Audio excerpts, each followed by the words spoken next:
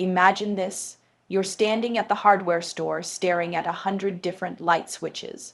One is broken. You could spend a fortune buying new bulbs, rewiring the entire house, or just sitting in the dark. Or you could find the single circuit breaker that's been flipped off the whole time. Gentlemen, for millions of you, erectile dysfunction is not a broken bulb. It's a switched off circuit, and medicine has been obsessed with selling you bulbs. Today, we talk about flipping the switch back on. For too long, the conversation has been narrowed to a pill, a pump, or a prosthesis. We've treated the symptom on the surface while ignoring the command center underneath. The treatment most men never hear about doesn't just manage a problem. It rebuilds the foundation.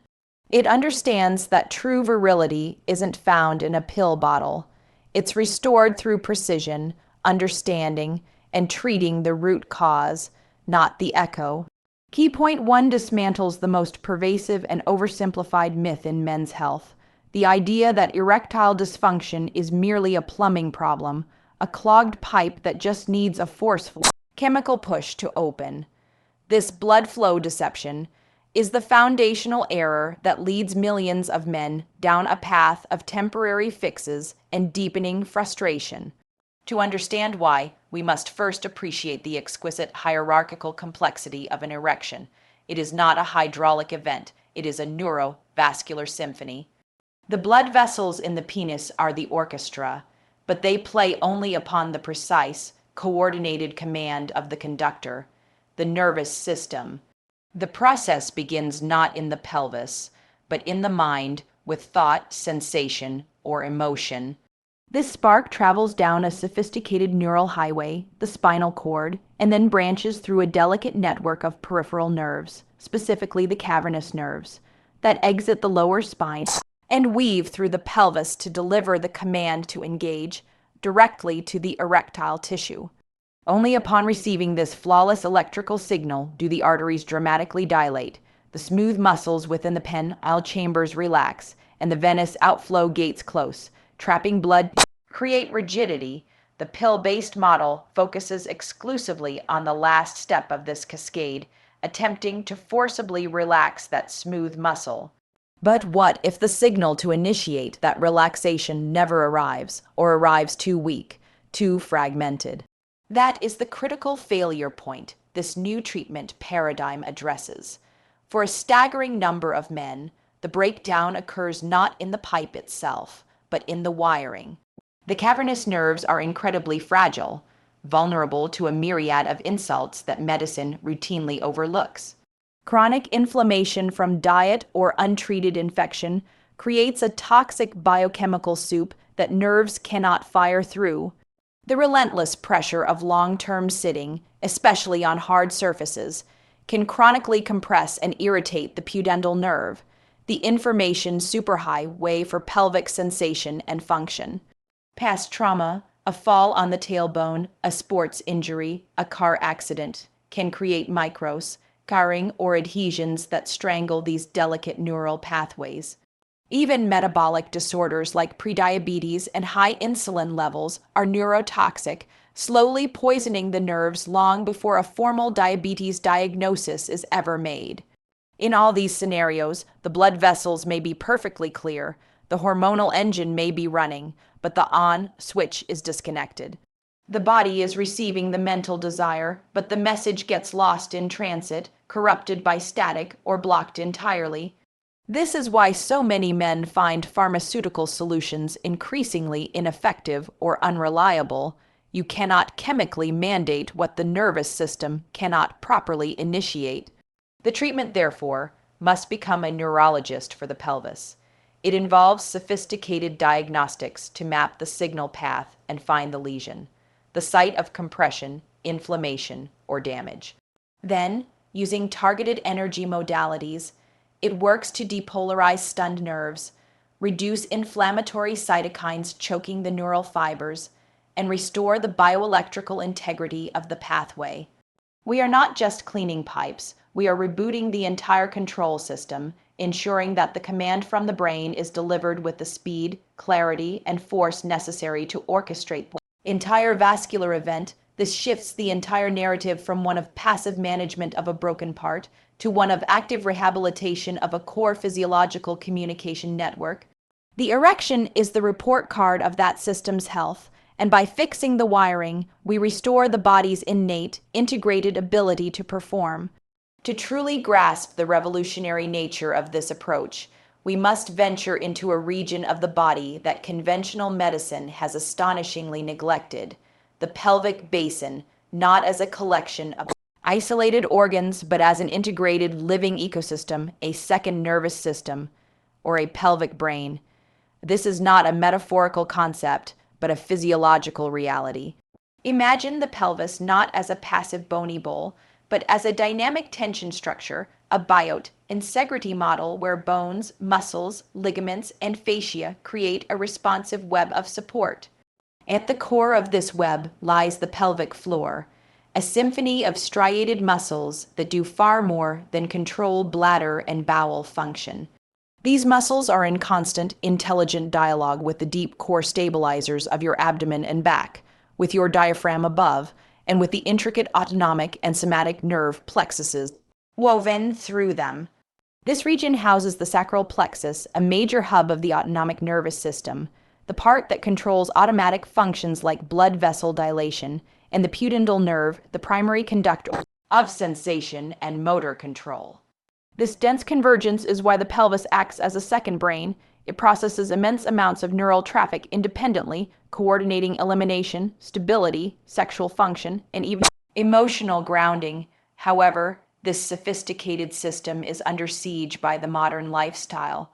Chronic sitting, perhaps the most pervasive toxin, places the pelvis in a state of perpetual collapse. The hip flexors shorten and pull the pelvis into an anterior tilt. The gluteal muscles, the pelvis's natural stabilizers, become weak and inhibited, and the hamstrings tighten. This distorted posture places enormous, uneven strain on the pelvic floor. It is no longer a balanced, responsive hammock, but a tight, strained trampoline or a weak, sagging sling. In this dysfunctional state, the muscles enter a pattern of hypertonicity. They are chronically tight, fatigued, and starved of oxygen. This hypertonicity is a silent catastrophe. Those tight muscles begin to compress and irritate the very nerves and blood vessels that pass through them. The pudendal nerve can become entrapped, sending signals of pain, numbness, or, critically, failed communication. The delicate internal pudendal arteries, responsible for the surge of blood, can be mechanically stifled. Furthermore, this tense environment becomes a hotbed of inflammation. Ischemic tissues release inflammatory cytokines, creating a low-grade chemical bath that further irritates nerves and disrupts the delicate hormonal and neurotransmitter milieu required for healthy sexual response. The pelvic brain becomes stuck in a sympathetic fight or flight overload, a state of guarded protective tension that is the absolute antithesis of the parasympathetic rest and digest state required for arousal and erection. This is why psychological stress manifests so physically here. The mind's anxiety directly fuels the pelvic muscle spasm, which in turn chokes off function, creating a vicious self-reinforcing cycle of fear and physical failure. The treatment, therefore, bypasses the symptom to rehabilitate this ecosystem. It involves precise manual therapy to release fascial adhesions and hypertonic muscles, retraining the pelvic floor and core to work in harmonious coordination, and using technologies to calm neural inflammation and restore healthy blood flow to the region itself. We are not just targeting an organ, we are de-escalating a civil war within the pelvic basin, restoring peace and open communication so the pelvic brain can once again effectively execute commands it receives, transforming a hostile environment into a fertile ground for function. This is where we depart from the realm of guesswork and enter the precision of a forensic investigation.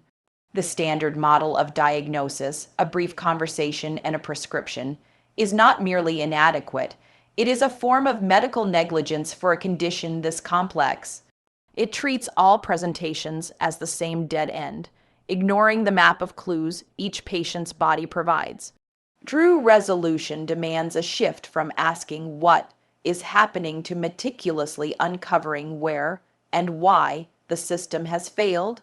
This requires a diagnostic arsenal that moves far beyond the questionnaire, transforming the clinical encounter into a targeted search for the lesion, the compression, the biochemical block, or the vascular leak. We begin with what is not seen in standard practice, a comprehensive biomechanical and postural analysis. How does the patient stand, walk, sit?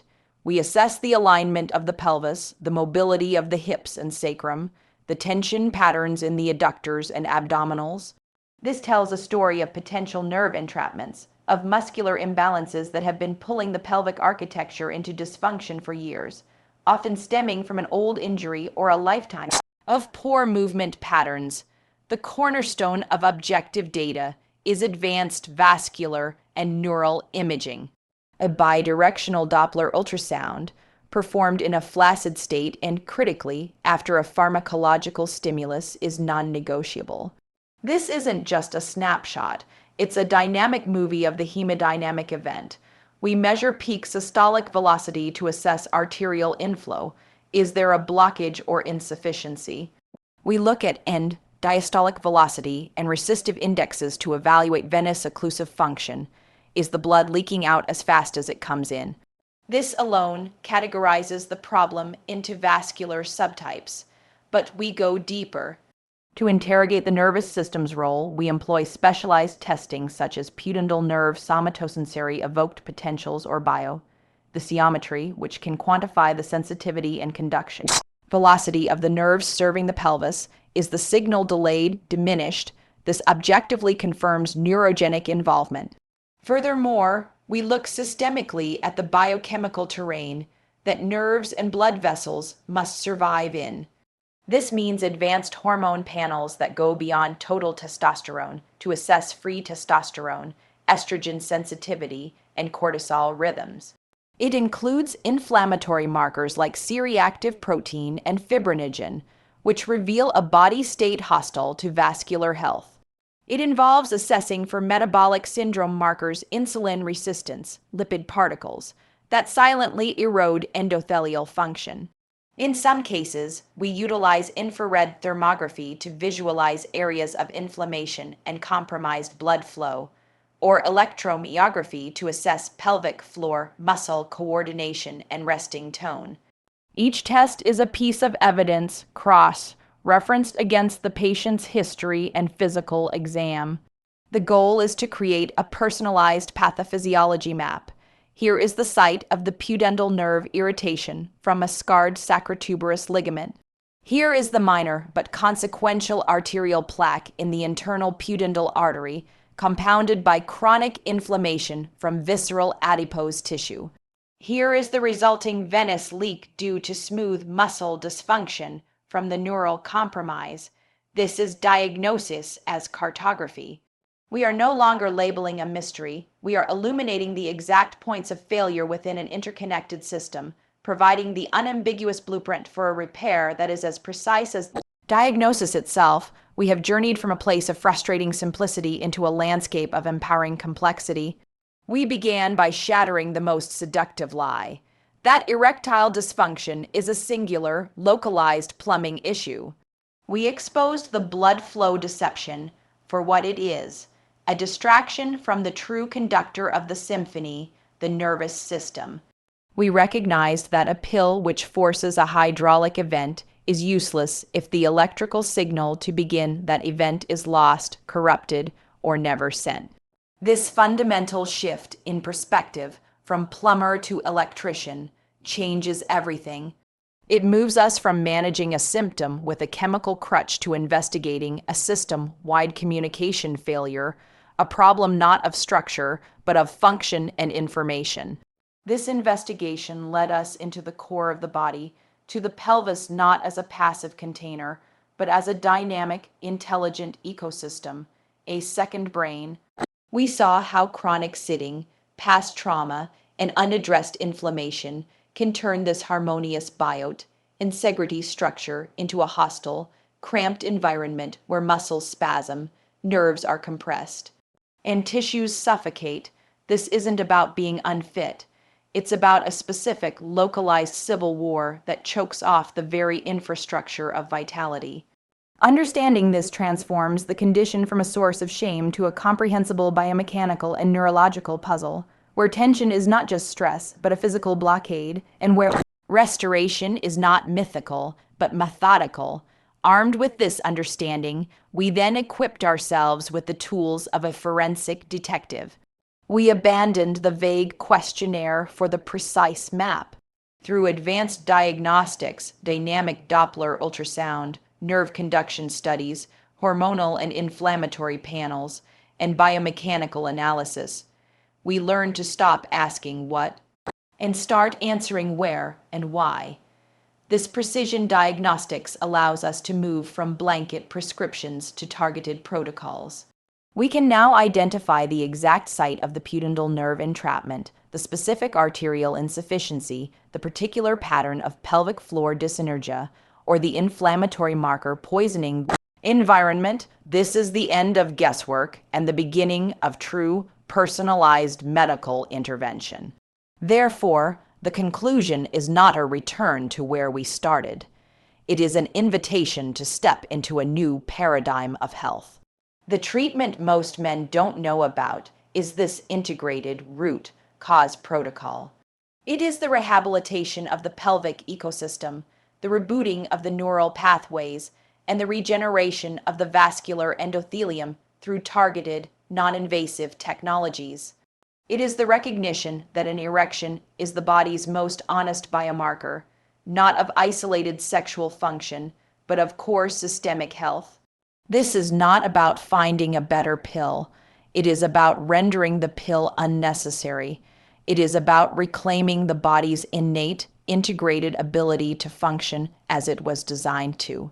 The power was never in the prescription, it was always in the protocol. The question that remains is no longer about what you have lost, but whether you are ready to rebuild the foundation. Thank you so much for watching this video till the end. I truly appreciate your time and support. If you found this video helpful, don't forget to like, share, and subscribe to the channel for more powerful, science-backed content.